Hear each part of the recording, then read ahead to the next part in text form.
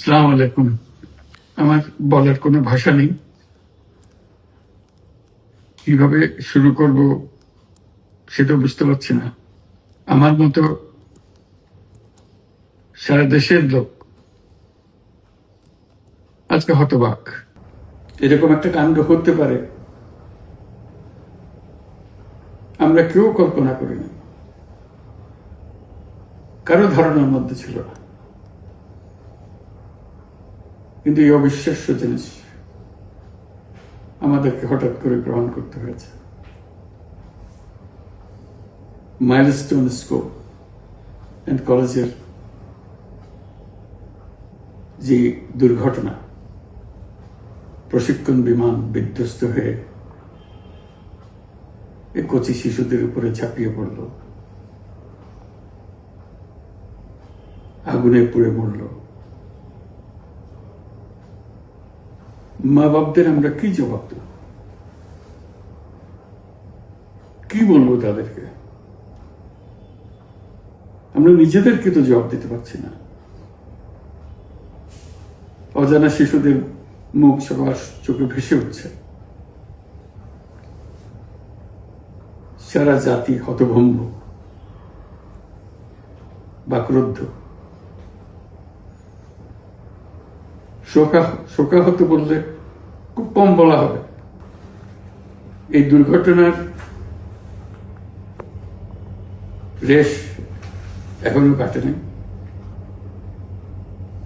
এখনো লাশ আসছে হাসপাতালে, এখনো হাসপাতালে মারা যাচ্ছে। মা বাবা এখনো খোঁজ নিচ্ছে আমার সন্তান কোথায়,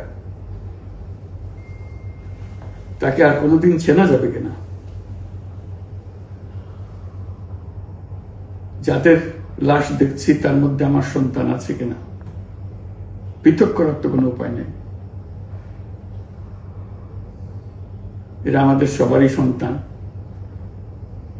হঠাৎ করে চিরদিনের জন্য চলে গেল। আমরা অবশ্যই তদন্ত করব, তদন্ততে তারা ফিরে আসবে না। আমরা চিকিৎসার ব্যবস্থা করছি, সবাই ঝাঁপিয়ে পড়েছে। সকল হাসপাতাল, সকল মানুষ ছুটে আসছে।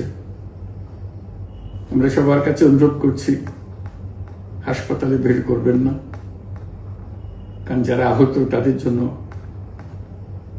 এটা ভালো না। তারা তাদের শরীরে রোগ প্রতিরোধের শক্তি নেই। আমরা ভিড়ে থাকলে আমাদের শরীর থেকে কি রোগ তাদের মধ্যে ছড়িয়ে পড়বে তা বলা মুশকিল। কাজে দূরে থেকে দোয়া করেন সবাই। আমরা বাবা মা আত্মীয় স্বজন সবার কাছে আমাদের সহানুভূতি জানাচ্ছি। বাংলাদেশের যত সন্তান আছে সবাই আপনাদের সন্তান। আমরা নিজেদের মনকে সান্ত্বনা দেওয়ার চেষ্টা করুন। আমরা সবাই নিজেদের মনে সান্ত্বনা দিচ্ছি, কিন্তু আপনাদের সান্ত্বনা বিরাট ব্যাপার।